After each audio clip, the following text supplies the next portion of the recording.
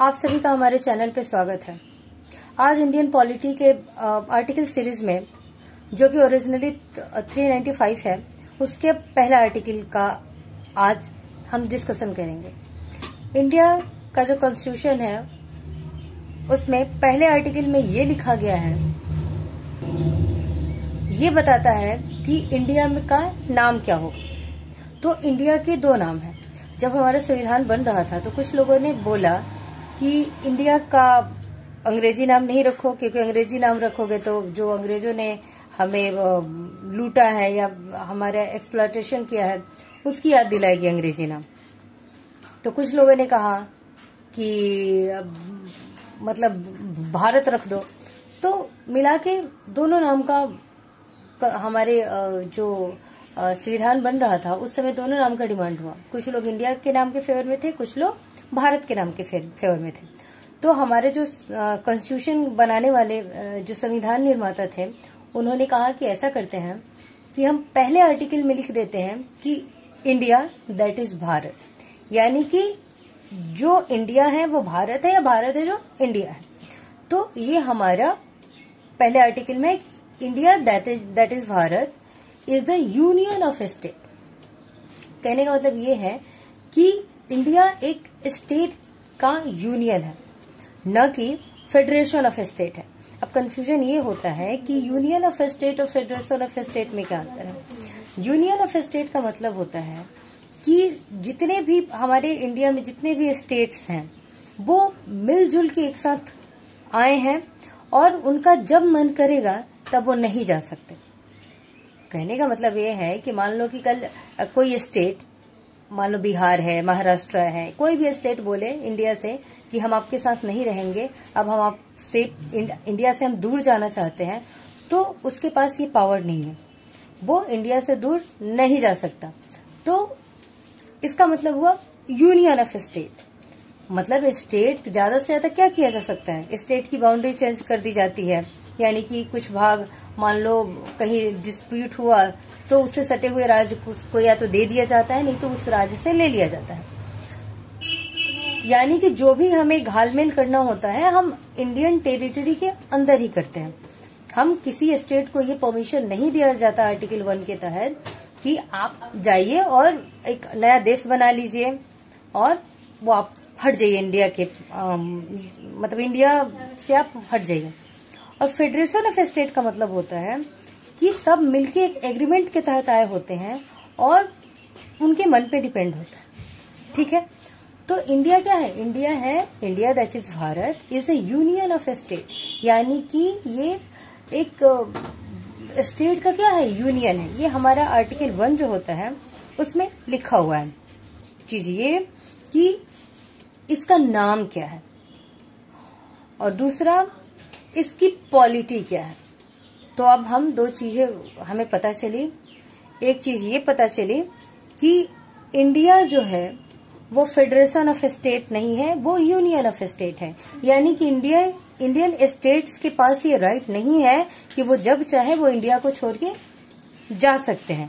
और दूसरी बात तो आर्टिकल 1 से हमें ये पता चला कि इंडिया जो है वो यूनियन ऑफ स्टेट है और जब स्टेट का मन करेगा वो इंडियन यूनियन को छोड़ के, उनको हक नहीं है, उनको राइट नहीं दिया गया है कि आपका जब मन करेगा आप इंडियन स्टेट को छोड़ के जा सकते हैं। तो आर्टिकल 1 में यही डिफाइन है। आर्टिकल 1 में अब आगे बढ़ते हैं।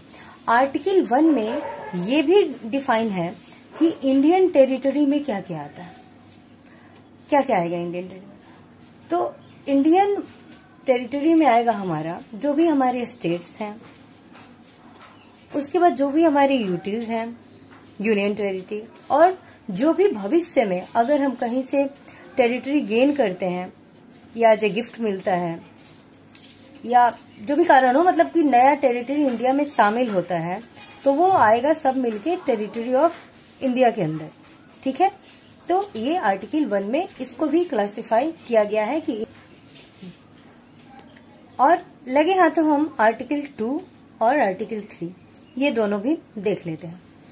आर्टिकल 2 कहता है कि अगर टेरिटरी ऑफ इंडिया में कोई नया स्टेट अगर हम as a gift, as a मतलब आप गेन करते हो किसी भी कारण से, तो पार्लियामेंट जैसा फिट समझे, जैसा उसको अच्छा लगे, उसके अनुसार उसको इंडिया में रूल करेगी और इंडिया में उसे शामिल करेगी, कोई नया स्टेट बनाएगी।